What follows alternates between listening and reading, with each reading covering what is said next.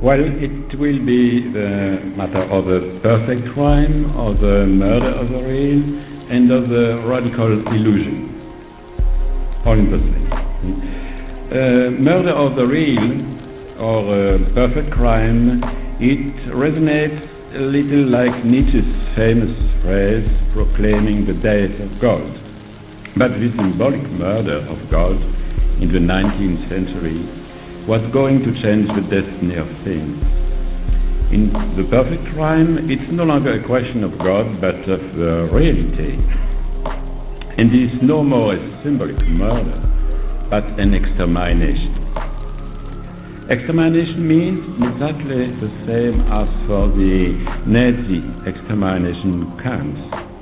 There it was physical and radical, whereas here it operates in a literal mode. Extermination means that it passes beyond its own end or its own finality. To exterminate is to propel something beyond its own end so that it no longer has any reason for being or any reason to exist. Extermination means that nothing is left, not even a corpse. The corpse of the real has not been found simply because the real is not dead. It has purely and simply disappeared. Its trace, its body, its corpse cannot be recovered. In a virtual world, the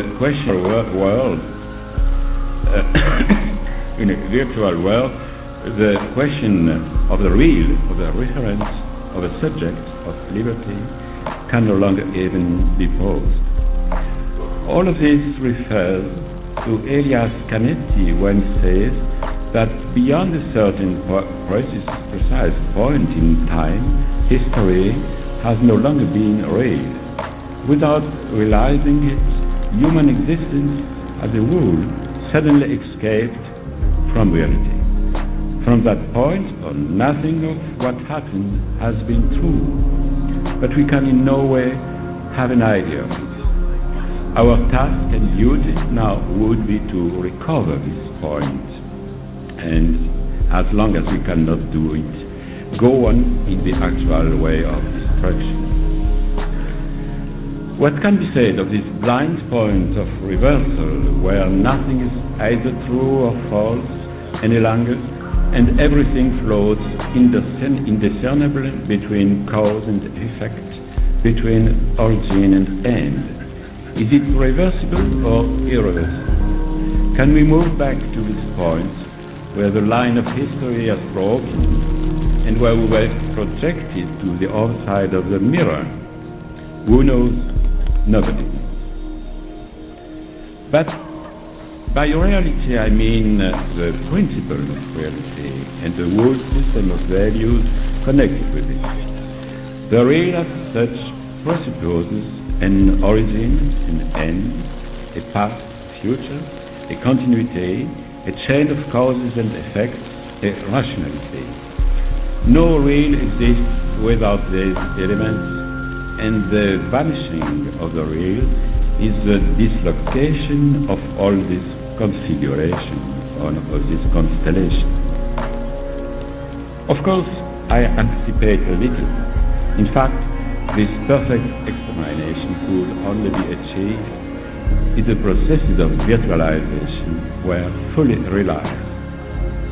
Fortunately, it's not the case. As in the best detective novels, the crime is never perfect. Some traces always remain. We are in a situation like Borges' fable of the map and territory. Borges says that nothing more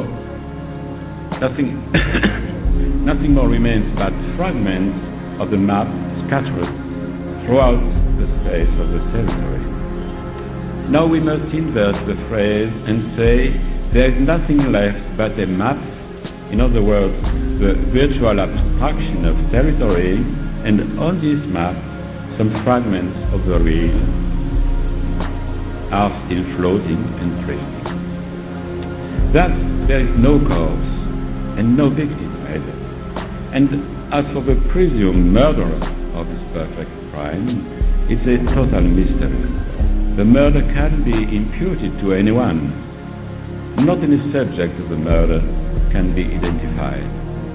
I would say that the weapon of a crime is the crime itself. Of this total actualization and volatilization of the real, of this unconditional hyper-realization of the real, there is no class or group or subject to be charged with responsibility.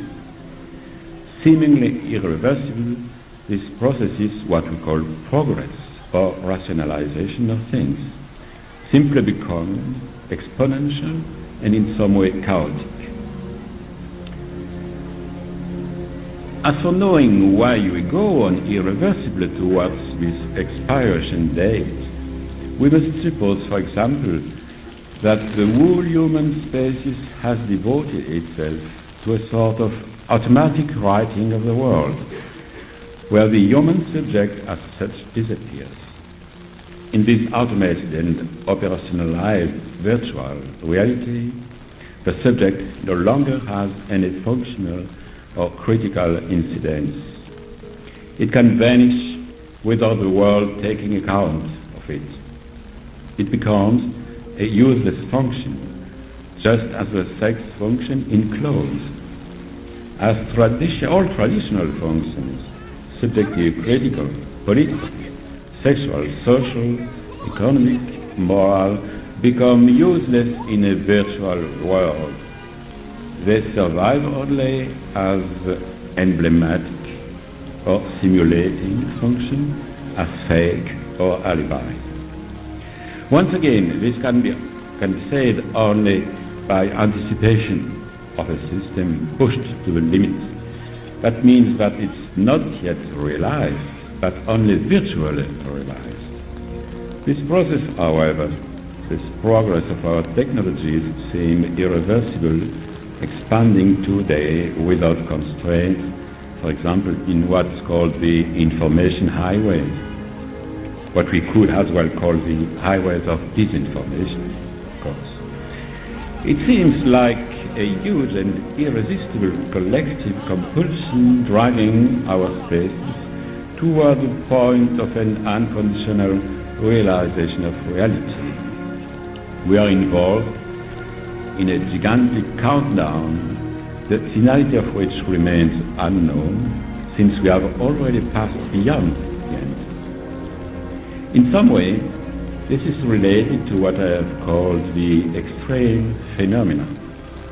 Having reached a point beyond their own end, extreme processes develop by accelerating in a totally imprevisible way and according to catastrophic forms in the sense of René Thom. At this stage, there is no longer any linear unfolding. Everything is precipitated into a turbulence that makes every expectation rationally impossible. All the more impossible as in a world like our own, where everything becomes visible, must become visible, nothing more is previsible anymore. It's toward this absolute transparency that virtual processes converge. The virtual reality implies a temporal short circuit that we call real time.